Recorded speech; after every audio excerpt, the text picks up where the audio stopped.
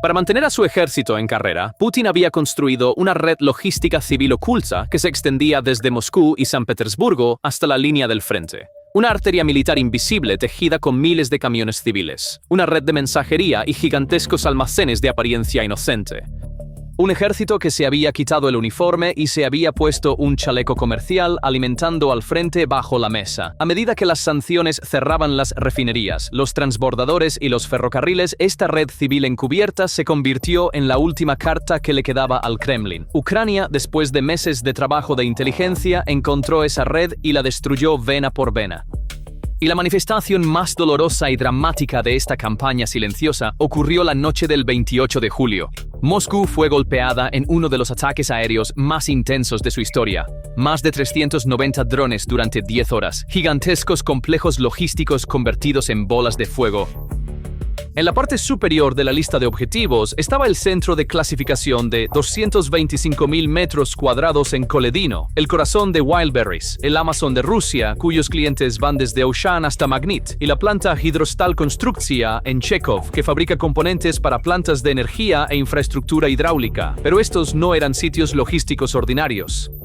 Eran los cuarteles silenciosos del ejército oculto de camiones de Putin. En esta pieza, mapearemos esa red secreta, descubriremos exactamente qué se escondía en esos almacenes, mostraremos cómo se construyó el sistema y rastrearemos paso a paso cómo Ucrania encontró y ejecutó la última carta de Putin. Antes de comenzar, una pequeña solicitud. Análisis independientes de guerra y geoestrategia como este siguen chocando con la barrera del algoritmo, y el video nunca llega a muchas de las personas a las que les interesaría. Al suscribirte, dar me gusta y dejar incluso una sola palabra en los comentarios, nos ayudas directamente a superar esa supresión. Solo toma unos segundos. Ahora, levantemos la tapa de ese sistema oculto. La anatomía de esta circulación oculta se vuelve clara una vez que la dibujas en un mapa. El corazón es el gran cinturón central alrededor de Moscú y San Petersburgo. Solo el centro de clasificación de Koledino supera los 225.000 metros cuadrados, junto a los parques logísticos de Yuzhnie Vorota y Grivno, y al norte, los complejos de Shushari y Utkina Zavod. La primera parada para la carga importada que entra por los puertos bálticos, donde late el cerebro del tráfico de carga del país, con bases de transferencia como Ekaterimburgo en los Urales uniendo el flanco oriental. La arteria principal que sale del corazón es el corredor de la autopista que va hacia el sur a través de Rostov hacia el cinturón ocupado y desde allí hacia dos rutas críticas, las líneas Donetsk, Mariupol, Taganrog y Mariupol, Volnovakha. Entonces, ¿qué llevaban exactamente estas arterias? ¿Qué estaba ocultando Putin en esos estantes de almacén? La cadena de suministro del ejército ruso moderno no se limita a los depósitos militares que se muestran en los mapas. Justo al lado corre un segundo sistema de circulación que emite facturas comerciales, y su escaparate son las aplicaciones de mercado en el teléfono de todos. En una sola plataforma se registró una búsqueda de suministros militares que devolvió más de 78.000 artículos, chalecos antibalas, botiquines de primeros auxilios, cámaras de visión nocturna y térmicas, gafas FPV, hardware que se monta en marcos de drones. Para una unidad en el frente, esto era un atajo milagroso contra un sistema de suministro oficial ahogado en corrupción y papeleo. La red de más de 45.000 puntos de recogida era un esqueleto de distribución ya hecho que construyó espontáneamente la última milla que el ejército mismo no podía. El verdadero valor del almacén radica en su naturaleza de doble uso. Desde el mismo muelle de carga se envía una caja de pañales por la mañana y una caja de cámaras para drones por la tarde. Carga que no se puede clasificar es carga que no se puede proteger, y cuando es atacada es carga que detiene ambos mundos a la vez. La justificación declarada de Zelensky apuntaba exactamente a esta capa. Estos estantes almacenaban componentes de producción de drones sancionados y equipos de navegación. Esa misma invisibilidad comercial también estaba atravesando el muro de sanciones. Se documentó que los electrónicos de origen chino destinados a drones rusos pasaban por la aduana etiquetados como partes de maquinaria agrícola y que los DJI Mavics, los drones comerciales más utilizados en el frente, fluían a través de estos canales hacia el ejército e incluso hacia el FSB y el FSO. La genialidad del disfraz está aquí. Un camión con placas civiles, un paquete facturado comercialmente, un almacén corporativo. Ninguno de ellos encaja en la definición clásica de un objetivo. El seguro es comercial y es difícil de distinguir desde el satélite. ¿Qué tan conscientemente se construyó? El sistema fue traicionado incluso por su reflejo después de los ataques. Los tres principales mercados, incluido el megamarket de Sberbank, añadieron una cláusula de fuerza mayor a sus contratos con vendedores inmediatamente después, eximiéndose de responsabilidad por bienes perdidos en ataques con drones. Cuando un nodo de logística militar puede activar a sus abogados tan rápidamente, conoce mejor su verdadero valor, y lo primero que hizo Ucrania fue precisamente eso, verlo. Hacer visible un sistema diseñado para ser invisible es el logro menos discutido de esta campaña, y el método se lee como un manual de inteligencia moderna en 3 capas. La primera es la propia huella digital de Rusia, las páginas de ventas en los mercados, la carga más rápida hacia el frente, las publicaciones de entrega por unidades en las redes sociales. Los clientes del sistema dibujaron el mapa del sistema en Internet con sus propias manos.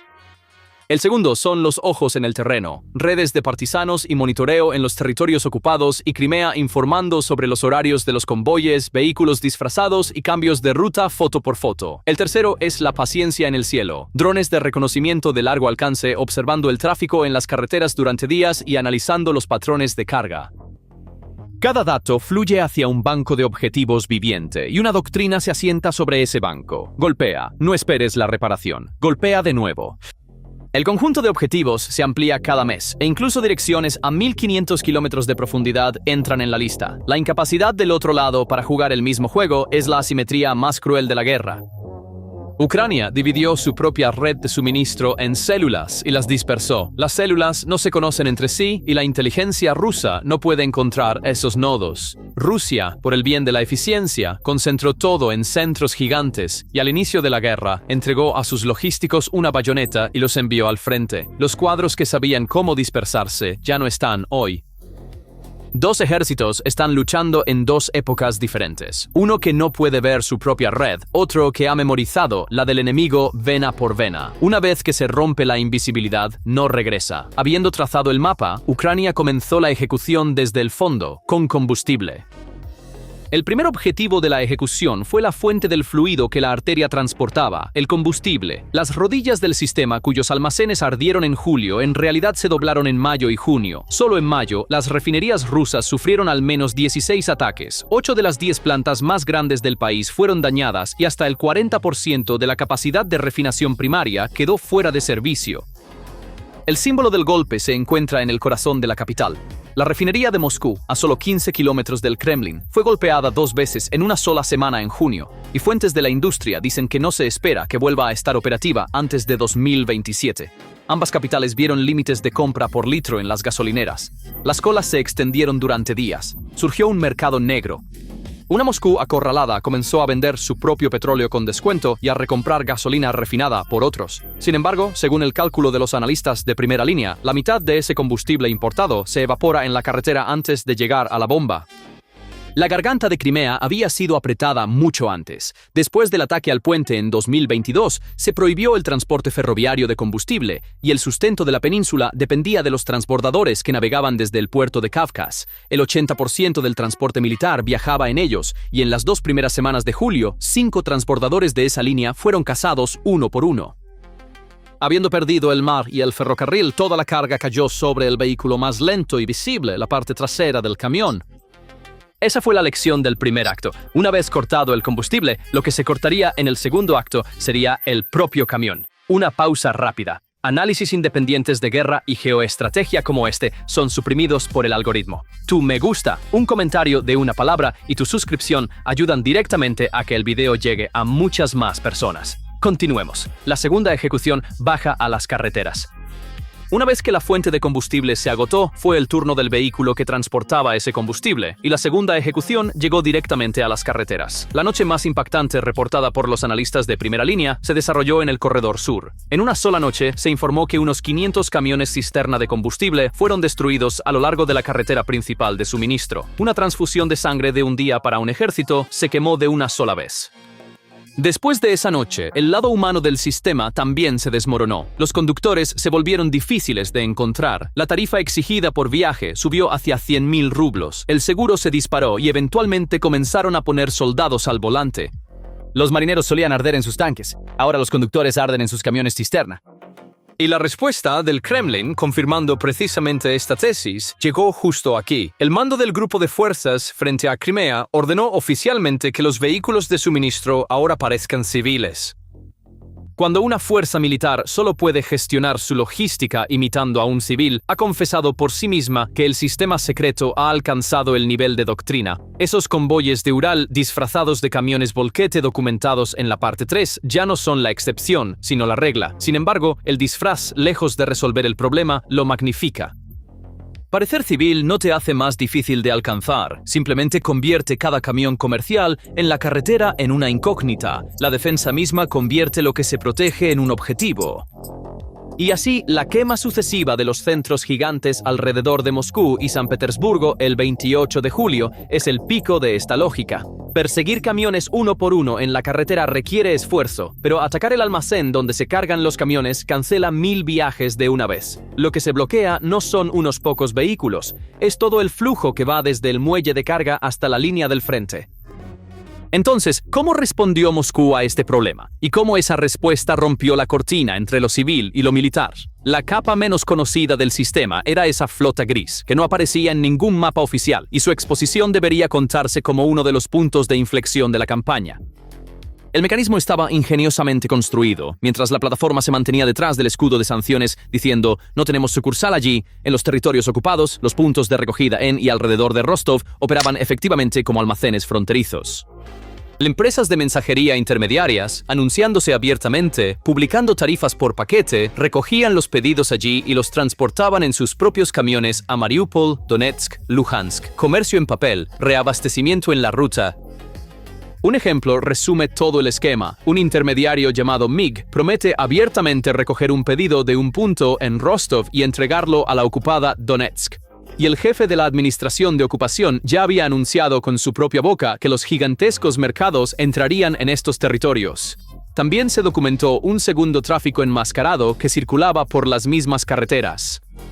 En el norte de Crimea, vehículos militares recién pintados con placas militares, pero disfrazados para parecer camiones volquete civiles con soldados vestidos de civil al volante, fueron captados por las cámaras de redes de monitoreo, con las cajas de carga ampliadas más allá de las dimensiones estándar, su carga obvia, su disfraz una mentira. Esto no fue una coincidencia. El mando del grupo de fuerzas Dnepr había ordenado que los vehículos de suministro en la línea Rostov-Crimea parecieran civiles. Y así, dos flujos compartieron la misma red de carreteras, una circulación gris de sangre en la que el paquete civil y el barril militar viajaban en el mismo carril, con el mismo disfraz.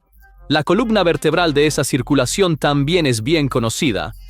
Según la evaluación de un oficial de Azov, las líneas de Donetsk, Mariupol, Taganrog y Mariupol-Volnovakha son las principales rutas que transportan la gran mayoría de suministros militares desde Rusia hacia la zona operativa, lo que significa que atacar estos convoyes disfrazados de civiles corta directamente el suministro a la artillería, el tanque, el dron en el frente. Y aquí se encuentra la respuesta de por qué Ucrania ataca esta red tan implacablemente. Quemar un camión civil es, en teoría, golpear a una empresa de carga, pero en la práctica es destruir una caja de municiones, un barril de diésel, una caja de piezas de drones que no llegarán al frente ese día. A medida que creció la presión de los drones de Ucrania, el sistema mismo confesó, el movimiento de carga desde las partes ocupadas de Jersón hacia la península fue restringido, los convoyes se redujeron, los viajes se trasladaron a la noche. Y en exactamente este punto, las matemáticas del disfraz se volvieron contra el Kremlin. El lado que deliberadamente difumina la línea entre lo civil y lo militar también erosiona con su propia mano la protección que esa línea le brindaba. Convertir un camión militar en civil no lo hizo invisible. Por el contrario, convirtió cada camión comercial en la carretera en una sospecha legítima de ser un objetivo, justificando estratégicamente incluso el ataque de Ucrania a un solo convoy civil. Ocultar el suministro de un ejército a la sombra del comercio es una astucia barata a corto plazo. A largo plazo, convierte al comercio en la línea del frente y esta vez el precio comienza a ser pagado por los civiles cuyo sustento depende de esos camiones. Cada caso ardiendo en el camino a Mariupol muestra que esta cuenta ha llegado a su vencimiento, y la contraparte en la línea del frente de la imagen que emerge cuando cada eslabón de la cadena, desde la refinería hasta el camión cisterna, desde el ferry hasta el camión civil, se rompe. Ya no es una amenaza abstracta, sino un colapso medible. El equivalente en el frente de toda esta cirugía logística se expresa en aritmética simple. El cálculo más básico está oculto en el transporte. 20 trenes transportan una carga militar de 50.000 toneladas y la misma carga puesta en camiones requiere 2.000 vehículos. Un ejército que ha perdido sus trenes y sus transbordadores y está condenado solo a las ruedas debe mover el mismo suministro con docenas de veces más vehículos, combustible multiplicado y riesgo multiplicado. Dispersarse para sobrevivir también tiene su propio costo. Cuando un gran depósito da paso a 20 pequeños, cada envío se multiplica, y cada envío multiplicado exige una parte del mismo diésel escaso. Además, los equipos de ingenieros destinados a reparar el puente, el ferrocarril y el transformador dañados están compitiendo por el mismo combustible, repuestos y generadores que el ejército. El sistema está bebiendo su propia sangre para curar su propia herida. La sombra de esta limitación ya ha caído sobre los datos de la línea del frente. En algunos sectores, la actividad de artillería rusa se ha reducido en un 60% y la actividad de drones en un 30%. Que la artillería caiga el doble de bruscamente no es casualidad. La artillería pesada de tubo es un animal alimentado por camiones, y cuando los camiones no llegan, es la primera en quedarse en silencio. A medida que se amplía el intervalo entre la solicitud de ayuda de una unidad y la llegada de esa ayuda, las fuerzas de reserva ni siquiera pueden encontrar el combustible para reaccionar ante una posible ruptura ucraniana. El nombre que los analistas han dado a este ejército es un ejército peatonal, una fuerza cuyo modo de ataque ha descendido a la infiltración a pie, una fuerza que ha perdido sus ruedas.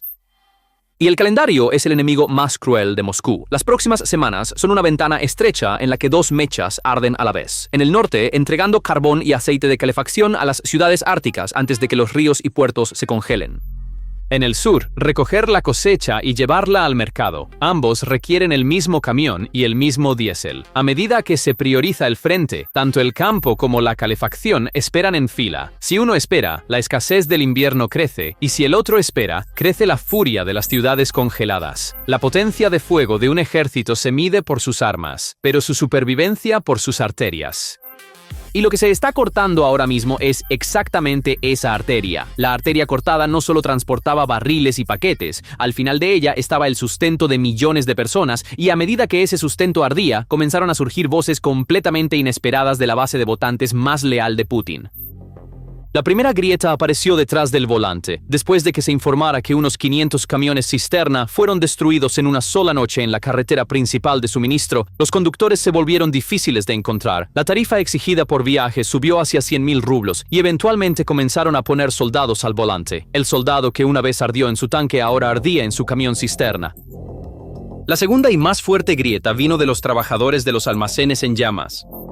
Decenas de miles de personas cuyo sustento dependía del transporte de carga enfrentaron evacuaciones y despidos, y circulaban videos en las redes sociales de trabajadores rusos mirando directamente a la cámara y diciendo: «Paren la guerra». La clase que había apoyado silenciosamente la guerra durante años alzó su voz por primera vez al ver la factura en su propio hogar. La capa de vendedores produjo la revuelta más organizada. Miles de pequeñas empresas cuyos productos se quemaron en los almacenes y que recibieron una miseria en compensación bajo la cláusula de fuerza mayor están abiertamente volviéndose contra las plataformas y el Estado. El video en el que el fundador de una marca con 1.300.000 seguidores apeló a las autoridades: «Si cerramos, no fluirán impuestos al tesoro», se convirtió en el símbolo de esta ira. La grieta también saltó hacia arriba. Incluso un oligarca conocido por su cercanía al Kremlin advirtió que el posible colapso de un gigante del mercado podría sacudir el sistema bancario con sus miles de millones en deuda. El pánico ahora estaba en boca, no solo del trabajador del almacén, sino de un nombre en la cima del sistema. El Kremlin no puede ni suprimir esta imagen ni satisfacerla. Procesar a un trabajador que perdió su empleo debido a la guerra por desacreditar al ejército es una imagen que la propaganda no puede sostener, mientras que las demandas de alivio fiscal y compensación atraviesan las mismas partidas presupuestarias que el presupuesto de guerra está recortando. Y así, la campaña que corta la arteria logística produce un subproducto inesperado. Mientras debilita el reabastecimiento en el frente, también erosiona el contrato social detrás del frente. Para un régimen, el fuego más peligroso no es el que está en su depósito, sino el que está en el hogar de su votante más leal. La respuesta del Kremlin a toda esta situación se puede resumir en una palabra: negación. En las salas de reuniones, el guión está fijado. Los gobernadores de ocupación dan a la Cámara un informe de todo está normal. Los ministros dicen, se han tomado medidas. Los portavoces repiten, el frente no se ve afectado. Pero la misma imagen presentada a Putin es la prueba más clara de que se está perdiendo la carrera. Adaptarse no es lo mismo que intentar resucitar el viejo orden. Moscú no está moviéndose a un nuevo sistema. Está luchando por mantener en pie el viejo que se derrumba con remiendos. Y cada remiendo abre en otro lugar el agujero que tapó. La corrida a las importaciones no cerró la brecha de combustible, solo exportó la dependencia. Disfrazar los vehículos como civiles no detuvo los ataques, solo amplió la zona de sospecha. Sacrificar las provincias al frente no borró la factura, simplemente cambió su dirección. En un país donde los gobernadores cancelan licitaciones públicas por falta de combustible y el horario de vuelos de la aviación regional se reduce, lo normal ya no es un estado de cosas, sino una orden. El reflejo del público también muestra que confía más en sus propios ojos que en la garantía oficial. Aceleración de los retiros de efectivo de los bancos, un aumento en la demanda en la primera mitad del año. Cuando el dinero se mueve bajo el colchón, nadie cree en la frase «todo está bien». Pero el factor decisivo es el tiempo y el ritmo. Mientras la línea de producción de Ucrania crece hacia millones de sistemas no tripulados este año, la velocidad de reparación de Rusia queda rezagada respecto a la velocidad de los ataques.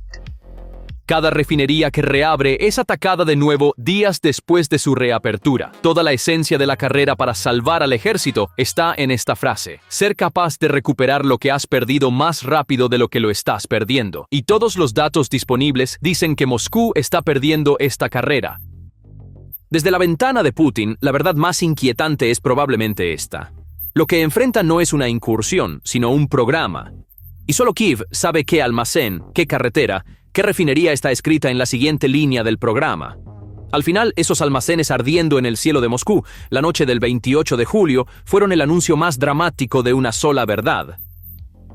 Durante 4 años, Putin mantuvo a su ejército sobre una red logística oculta bajo una camisa civil, y Ucrania arrancó esa camisa pieza por pieza y cortó cada arteria que llegaba al frente: la refinería, el ferry, el petrolero, el camión civil, el almacén gigante.